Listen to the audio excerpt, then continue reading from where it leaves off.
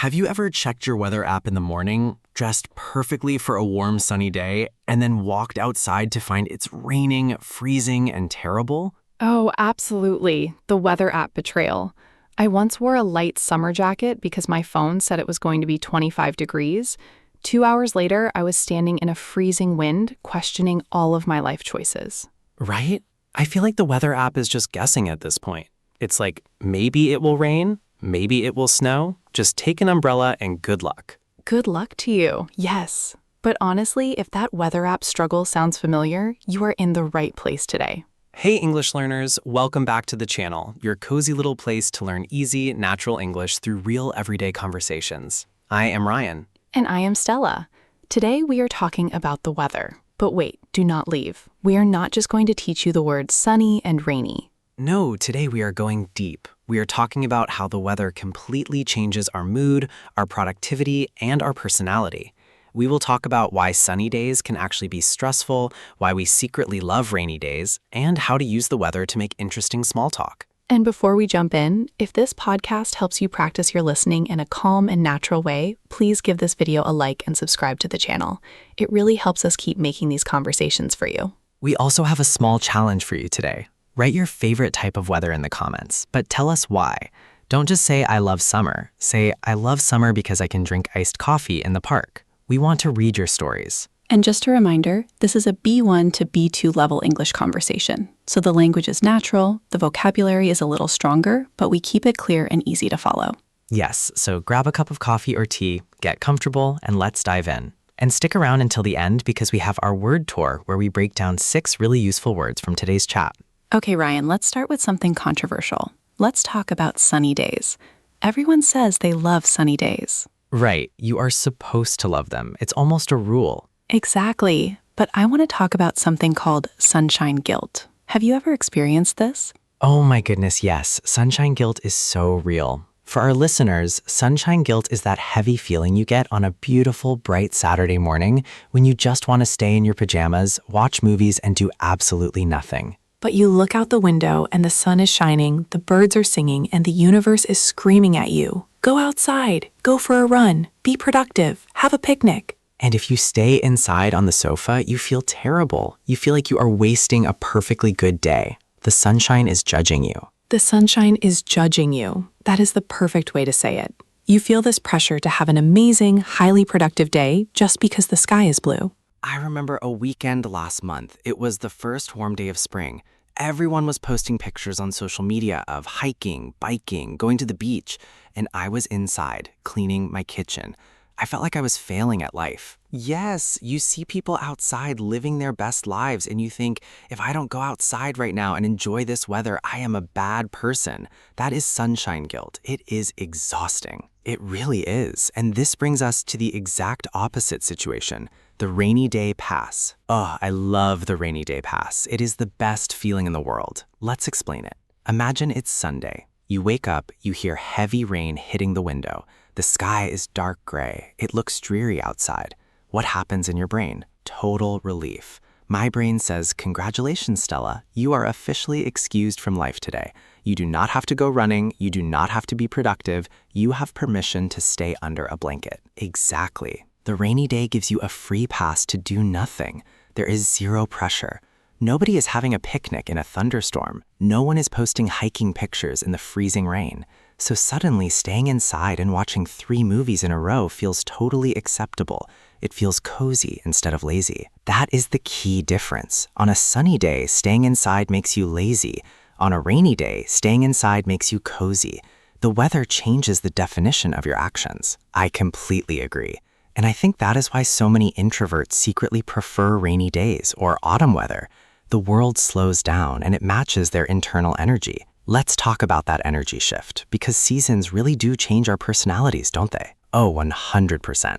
Think about summer Ryan versus winter Ryan. Are they the same person? Not at all. Summer Ryan wants to be social. He wants to meet friends after work, sit on a patio, drink cold drinks, stay awake until midnight. He has endless energy. And winter Ryan? Winter Ryan is an old man. Winter Ryan sees that the sun goes down at 4:30 p.m., puts on his pajamas at 5 p.m., and refuses to leave the house until April. That is so accurate. In winter, when it gets dark so early, it feels like the day is over before it even started. You feel a bit lethargic. Lethargic. That is a great word. Like you have no physical energy. You move slowly. Yes, many people actually experience something called the winter blues. They feel a bit sad or unmotivated during the colder, darker months. The lack of sunlight really affects human biology. We are basically plants with complicated emotions. We are houseplants. We need water and sunlight, and if we don't get them, we get dramatic. Exactly. But then, right in the middle between summer energy and winter sadness, you have autumn, or fall, as we usually say in America. Fall is a very special season. I think fall is actually the season of nostalgia. Nostalgia, yes. That feeling of missing the past or remembering happy memories with a little bit of sadness. Why do you think fall feels nostalgic? I think it's because the physical world is changing right in front of your eyes. The green leaves turn yellow, orange, and red. The air gets crisp. You put on a sweater for the first time in months. And culturally, it's the back-to-school season. Oh, that's so true. Even if you haven't been a student for 10 years, your brain still feels that September means a fresh start. You buy new pens, a new notebook. It feels like a better new year than January 1st. Yes, January 1st is dark and cold. It's a terrible time to start a new life. But September, the air is crisp. It feels invigorating. It makes you want to drink coffee and conquer the world. Invigorating. I love that word. It means it gives you energy, it wakes you up. A cool autumn morning is deeply invigorating. Okay, Stella, so we've talked about how weather affects our mood. Now let's talk about how to use the weather at work. Ah, weather small talk, the classic survival tool. It really is. Every English learner knows the struggle of standing in an elevator with a colleague or a boss. The silence is heavy. You need to say something, but what? You talk about the weather. It is the universal safe topic. Nobody gets angry about the weather. Right, but the problem is most learners use very basic, boring sentences. They look at the window and say, "It is cold today," and the boss says, "Yes, it is." End of conversation, back to the awkward silence. Right, because "it is cold today" is a statement of fact. It leaves nowhere for the conversation to go. You have to give the other person something to work with. So how do we make weather small talk actually interesting? You turn it into an opinion or a question. Instead of saying, "It's raining," you can say, "I can't believe this rain. I was supposed to go running today. Do you have any indoor plans for the weekend?" That is brilliant. You use the weather as a bridge to ask about their life. You go from rain to weekend plans in one smooth sentence. Exactly. Another great one is asking about their preferences. If you're sweating in July, you can say, "This heat is intense. Are you a summer person or do you prefer the winter?" Oh, people love answering that question. Everyone has a strong opinion about being a summer person or a winter person. You instantly start a real conversation. Yes, the colleague might say, "Oh, I am definitely a winter person. I love skiing." And suddenly you are talking about skiing, not just the temperature. That is a huge upgrade for our listeners. Use the weather to open the door, but walk through the door into a real topic. Let's do a quick role play to show how this works. Imagine we are waiting for a meeting to start. We are sitting at a big table, just the two of us. It's snowing outside. Okay, I'll start with the boring version first so we can hear the difference. Let's do it. Wow, Stella, it is snowing outside. Yes, Ryan, it is very snowy. It is white. Painful. That was so painful to listen to. The silence was deafening. It hurts. Okay, let's rewind. Let's do the B2 level version. Action. Wow, look at that snow coming down. It's completely unpredictable today. I almost slipped on the ice walking to the train. How was your commute this morning? Ugh, it was a nightmare. The trains were delayed because of the freezing rain. I usually love the winter, but days like today make me wish I lived in Florida. Are you a fan of the snow? Only if I'm looking at it from inside my house with a cup of hot tea. Otherwise, I'm definitely a summer person. I miss the beach. And cut. That was so much better. It felt natural, friendly, and it gave us so much to talk about. The train delays, moving to Florida, hot tea, the beach. all starting from a few snowflakes. That is the power of good small talk. It is not about the weather. It is about finding a connection. So true. All right, we've talked about sunshine guilt, rainy day passes, and how to survive elevator small talk. Now it is time to slow down and look at the vocabulary. Yes. Welcome to today's word tour. We are going to take 6 of the strongest words from our conversation, break them down, and show you exactly how to use them in real life. These words will take your English from simple facts to actual feelings and experiences. Let's start with our first concept, which was actually a phrase, sunshine guilt. Sunshine guilt. This is an informal phrase, but it is so common in modern culture. It describes that heavy feeling of obligation you get when the weather is beautiful, but you just want to stay inside. Say it slowly with us, sunshine guilt. Sunshine guilt. A natural sentence is, I wanted to sleep all day, but the sunshine guilt made me go for a walk. You can also use it to explain why you feel bad. I'm experiencing major sunshine guilt today. It means the beautiful weather is actually stressing you out. Exactly. Let's make it a mini conversation. Why are you watching Netflix with the curtains closed? It's gorgeous outside. I know, but I'm tired. Please close the curtains so I don't feel the sunshine guilt. That sounds so relatable. Instead of saying, I feel bad for staying inside, you can say, I have sunshine guilt. Our next word is a great adjective, dreary. D-R-E-A-R-Y. Dreary. Dreary is the perfect word to describe bad weather. It means dull, bleak, and depressing. When the sky is dark gray, it's raining slightly, and everything looks sad. That is a dreary day. Say it slowly with us. Dreary. Dreary. You can say, it's so dreary outside today. This sounds much more advanced than just saying, the weather is bad. Yes, bad weather is a fact. Dreary weather is a mood. It paints a picture. You can also use it for things other than weather. For example, the movie was a bit dreary, meaning it was sad and visually dark. Or, I have a dreary office with no windows. Let's do a mini conversation. Are we still going to the park for a picnic? Look out the window. It's incredibly dreary out there.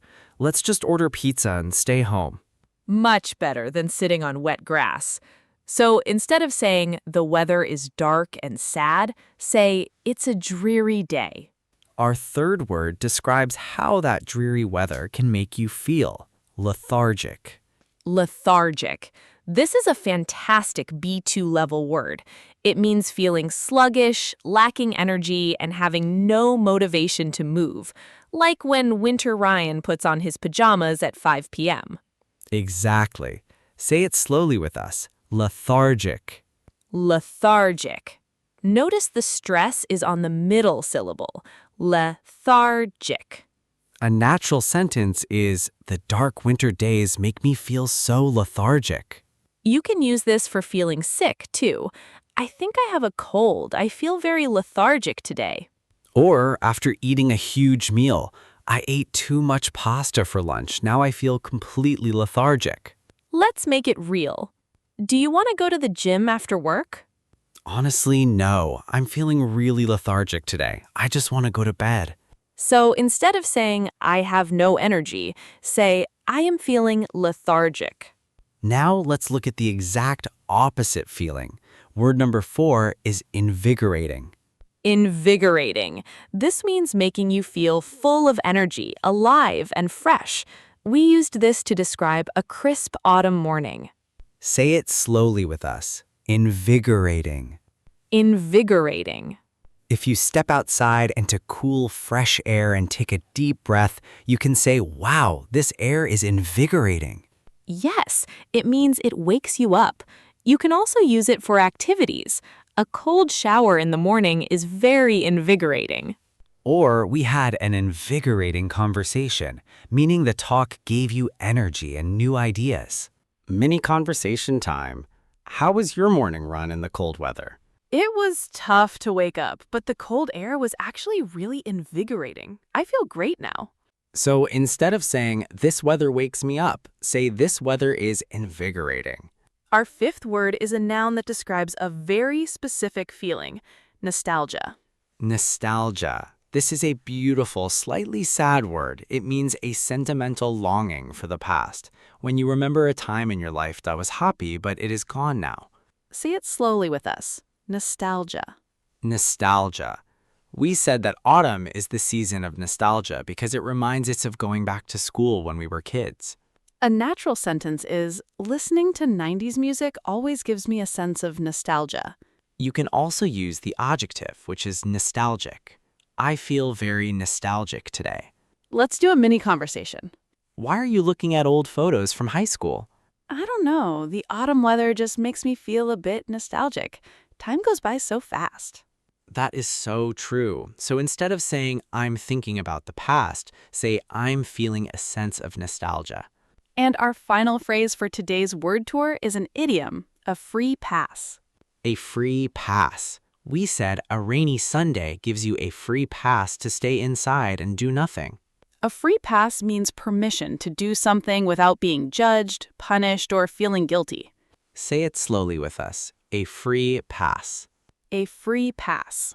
You can use this in many situations. It's my birthday today, so I get a free pass to eat as much cake as I want. Or at work. He's the boss's son, so he gets a free pass when he is late, meaning he doesn't get in trouble. Let's make it real. Are you really going to watch TV all day? It's raining heavily outside. I have a free pass to be lazy today.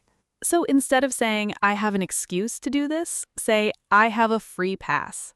And that brings us to the end of our word tour. Today's 6 expressions were sunshine guilt, dreary, lethargic, invigorating, nostalgia, and a free pass. Those are excellent words to make your English sound more descriptive and emotional. Try to use at least one of them this week. Yes, practice is the key to making incremental progress. And speaking of progress, it is time to wrap up today's episode. We hope you enjoyed our deep dive into weather, moods, and small talk. Exactly. Use the weather to build a connection. Don't forget our challenge for today. Write in the comments what your favorite type of weather is and tell us why. We read every single comment. If you found today's conversation helpful, please hit the like button and subscribe to the channel so you never miss a new episode. Take care of your English and take care of your peace of mind, even on dreary days. This is Stella. And this is Ryan. You have been listening to the English Flow podcast. See you next time. Bye. Goodbye, everyone.